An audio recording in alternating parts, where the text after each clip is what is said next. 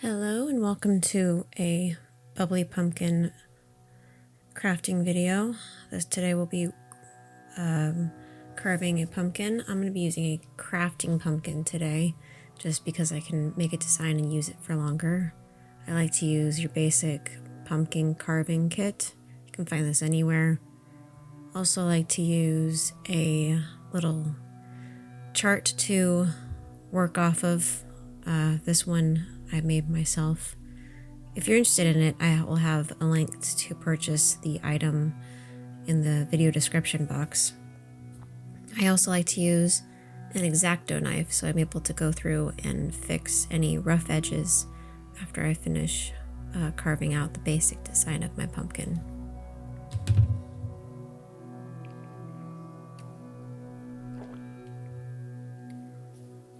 Now I'm going through and getting my pumpkin ready to be carved into. This one is a hollow pumpkin, so it makes it a lot easier to just carve into without having to get anything out of the inside of it. Right now I'm just making sure there's nothing bumping out of the pumpkin, making sure the area I'm going to be carving into has nice smooth edges, and preparing my tools to carve into the pumpkin.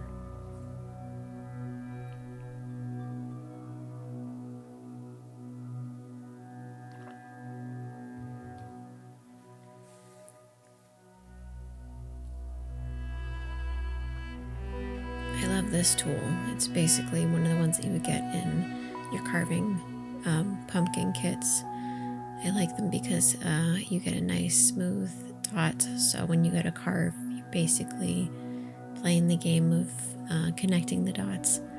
So I will take my template, try to get it as smooth as I can onto the surface of my pumpkin. It's okay if it folds a little bit, because once you start poking the design in, you can be able to see where you left off. I like to try to get it as smooth as possible. And then once I've got it to a part where it's nice and smooth, I'll go ahead and grab some masking tape, just some basic tape to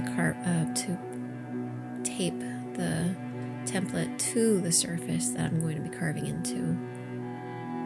Right now I'm just making sure I've got it lined up perfectly, because I want to make sure that when I'm carving that you'll be able to see the face, the mouth of the pumpkin. So if I have it too low, it'll mess with the base of the pumpkin, because you want to have an area where you don't see your light source coming through the inside of the pumpkin. So now I'm just putting the tape down to make sure the template won't move around as I start to puncture holes into my template.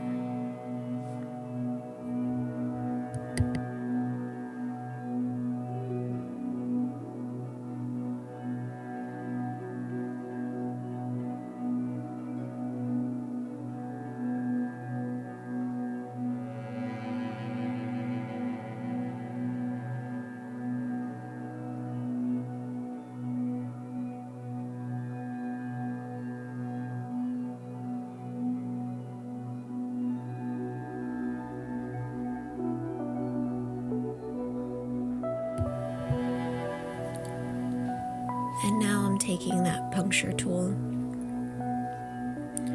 and doing the kind of little bit of a tedious process of making little holes along the edges of my design. This will take a little bit of time, but getting all of those little holes in will help me later on with the carving process.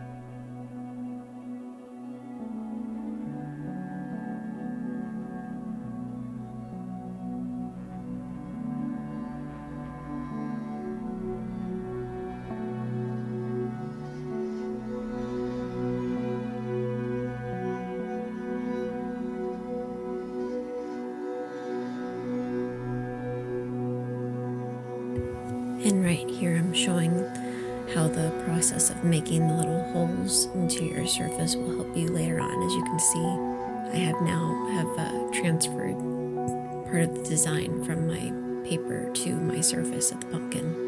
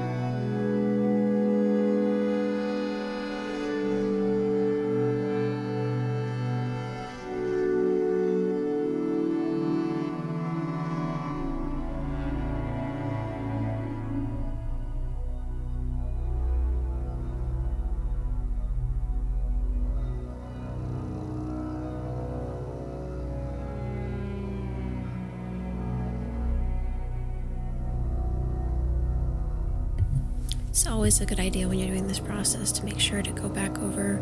This is why I like to have different areas of the template taped onto my surface. So if I'm not sure if I lost where I was at on the template, or if I want to just make sure that I'm actually puncturing all the way through and that the template is showing up on the surface, I like to every once in a while pull the template off to double check my work. So that's why I like to have a little bit of extra tape down so I can be able to see where I'm at, make sure that I'm not off track, and just keep an eye on what I'm doing.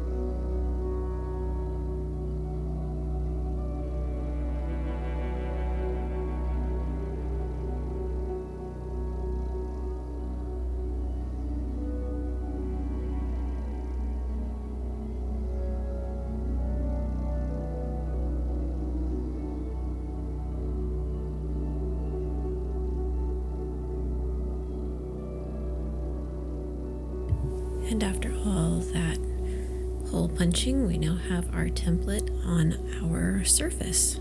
In this case, will be our pumpkin. So I'm just going to move that template to the side. I don't want to throw it out just yet because I'll use it as reference as I'm carving. I did go through and maybe take out some areas that I wasn't sure if that was going to work for this time. I do find too to make sure that you keep masking tape near you in case it seems like your surface is starting to get a little bit wobbly. But now I'm going to move on to our cutting tools. These are usually the ones that you get. They're generic carving ones. I do like the one in the middle for very detailed carving. It'll help you get in there the quickest to get yourself started. The other two are better for bigger sections, at least in my opinion. So we're going to start with this tiny one in the center, and we'll start from there. And these two, again, are good for making bigger incisions. They're not the best for detailed carving.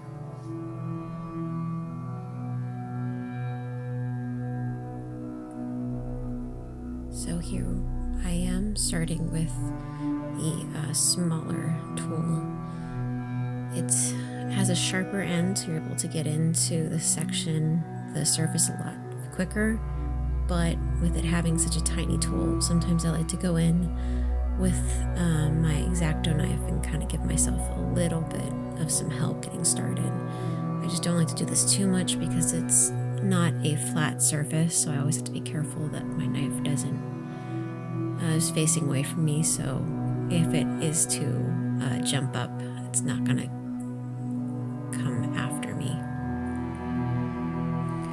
So I'm just going in and giving myself a cleaner cut so I can be able to get my pumpkin carving tool back in there so I can make a cleaner incision. Starting with the smaller section first. Well, I started with the nose section first, and then I'm working my way up. I like to start with the smaller sections and work my way up to the bigger sections, just so the surface that I'm carving into is able to stay pretty solid, because as you start to carve into the surface, you'll notice that it'll start to bend and flex on you.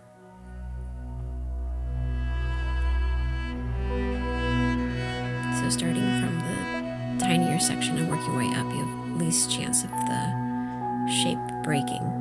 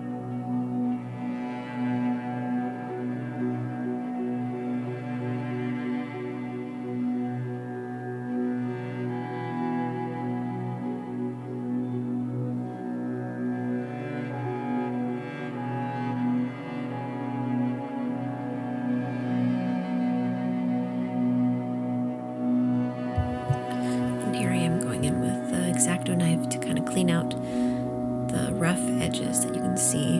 They're just showing up on the inside of my carving. That can sometimes happen when you cut into mostly crafting pumpkins, not so much the actual real pumpkins. Just sometimes when you use the more sharp, the more jagged-edged pumpkin tools, they can leave a little bit of kind of a not smooth finish. So I like to go in with an X-Acto knife to try to clean them out a little bit. If you don't have an X-Acto knife, using the tinier, finer pumpkin tool can sometimes do it if you just go at an angle. And then here we're starting on the second one. As you can see, that the smallest of the knives is able to get get in there pretty easily to break the surface. It's just, once it's in there, you have a little bit of a harder time cutting through the surface.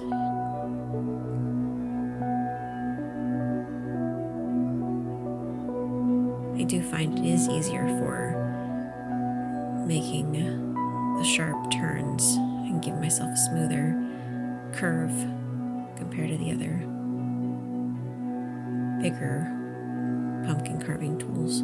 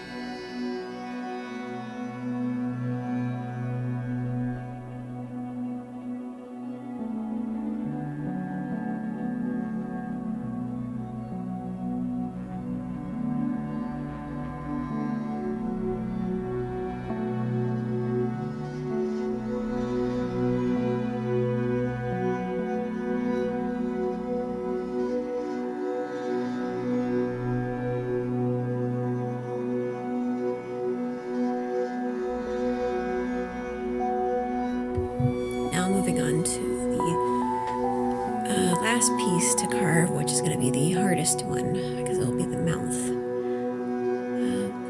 It's the hardest because there'll be more detail in the process, and also I'll be cutting out a bigger slice, which has the chance of messing with the structure of the object, in this case the craft pumpkin.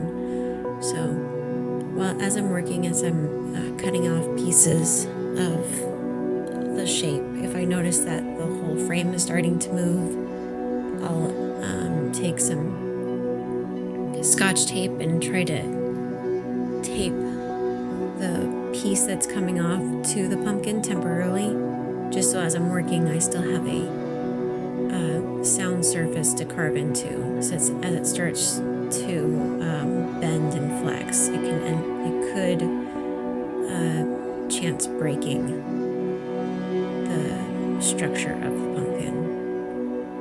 And right here I'm moving to a little bit bigger blade to try to get, so this area is nice and a smooth little half circle curve, so I know that blade will be able to handle the curve. But as I come around the side here, I'll start adding in a Scotch tape to try to keep the structure of the pumpkin steady, so I don't end up accidentally breaking the surface or breaking more of the surface than I want to. And I'm also using a cutting board because, as you can see, these craft pumpkins can definitely be very messy.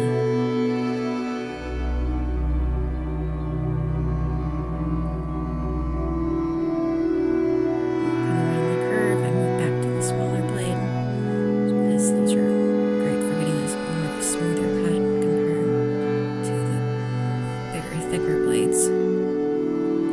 As you can see, the pumpkin that I've already cut out, it's already starting to bend and flex. I'm just trying to use my finger to hold part of the pumpkin as I'm cutting away from my finger, but it's starting to really flex on me. So I'm going to add in some tape here to keep it steady so I don't have a problem later.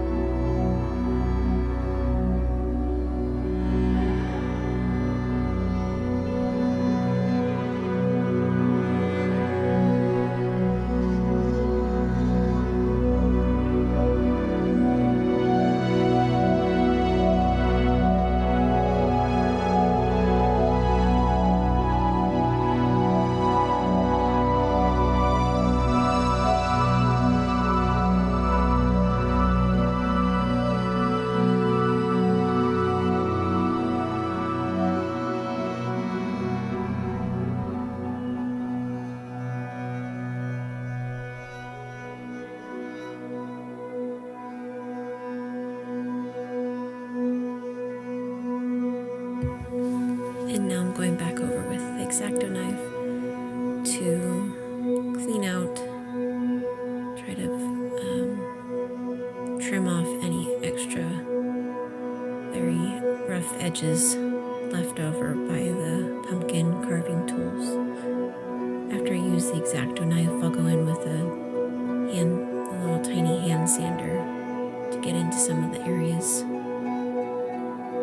It depends on the aesthetic that you're going for. If you want more of a kind of a rotted old looking pumpkin, sometimes leaving some of the rough edges can kind of help with that aesthetic. I'm not going to clean out all of them because I am looking to have more of a old looking pumpkin.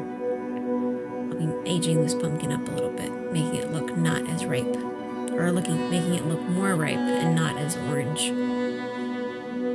So next step after I clean this off is I'll be moving on to my hand little sander, which is just basically a sandpaper on a piece of wood. So I can go in there and clean it up a little bit more.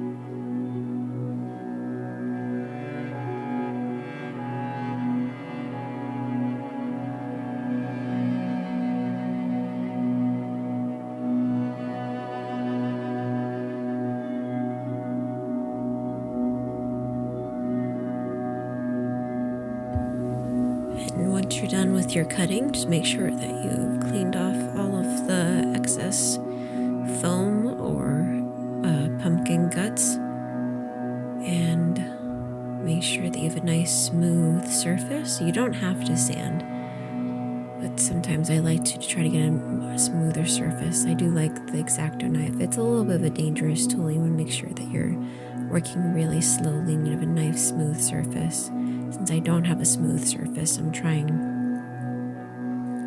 to work as slowly as possible, not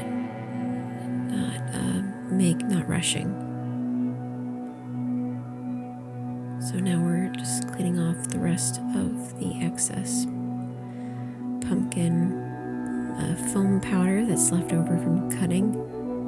All of the foam powder, it goes everywhere. So then we'll just sand this, and then we'll move on to the next step.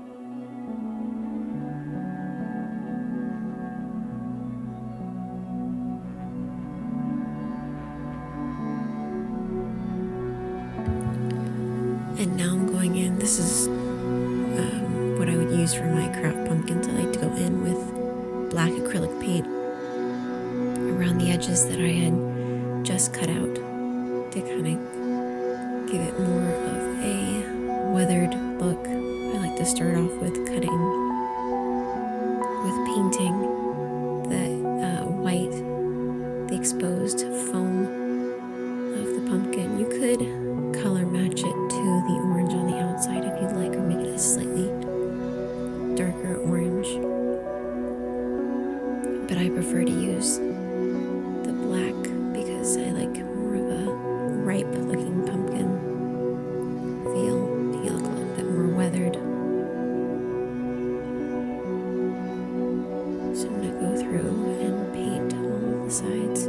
I like doing this too because it doesn't really matter if I accidentally get outside of the pumpkin onto the orange, because we'll be blending that in here on the next step.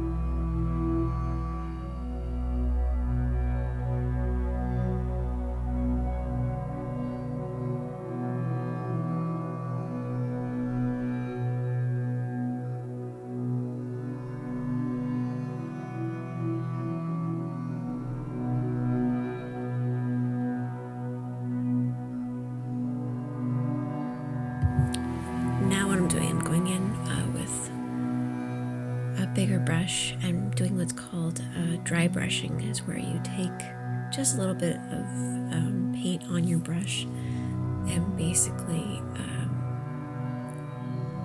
lightly brush on your surface. There's barely any paint on your brush. You're just kind of dusting the paint onto the surface. So I'm just taking just whatever's left on my brush and just adding it to the pumpkin, having it be not as a bright orange anymore. And then I go back in with a watered down black and let it just drip down the edges of the pumpkin to give it more of a really worn kind of rotten look to it.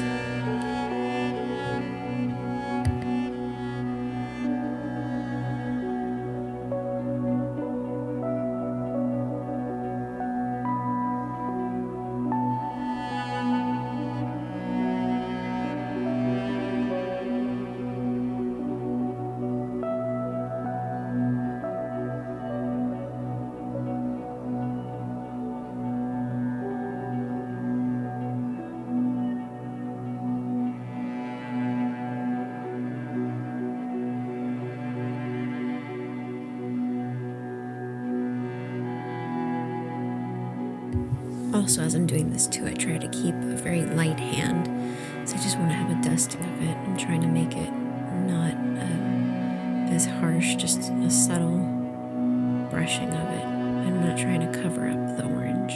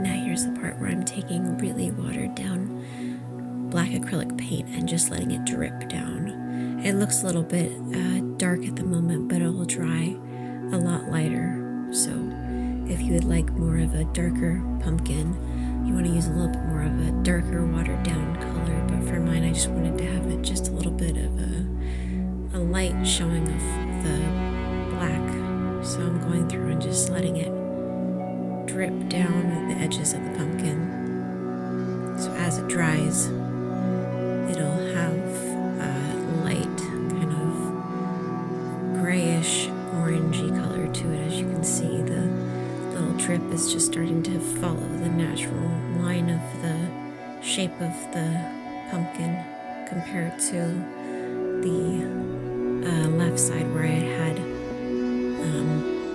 gone in with a dry brush. So I'm going in again with just really watered down acrylic paint. You can even use the paint that's left over in your water cup when you're rinsing off your brush, and just use that to just drag it down, paint the edge of your surface with a really dirty, basically dirty water left over from cleaning off your brushes. Do the same exact trick. Just going for a not so, we're going for an overripe pumpkin at this point.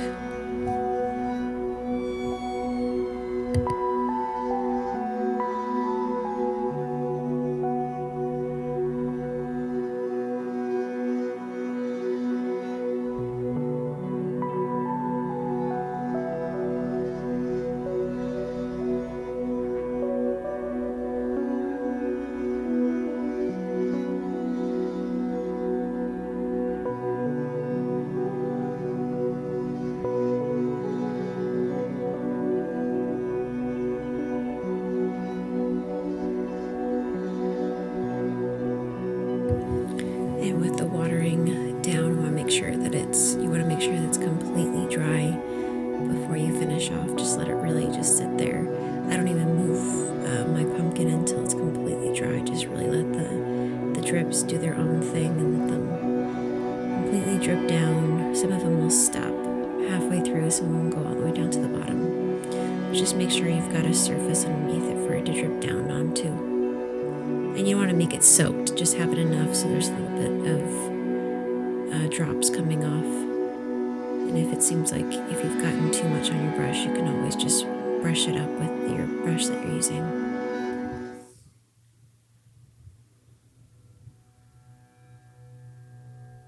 And now, time for the final reveal. This is what it looks like when you just let the drops do their own thing. Some of them will stop early, some of them will go all the way down to the bottom of your pumpkin. And this flicker light I got from my local supermarket. I think they sell them everywhere. A nice little timed switch. Oh, pumpkin light.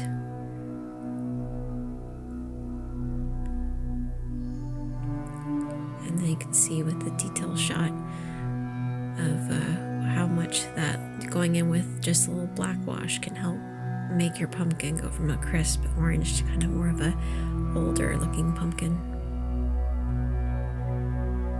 So, thanks for watching.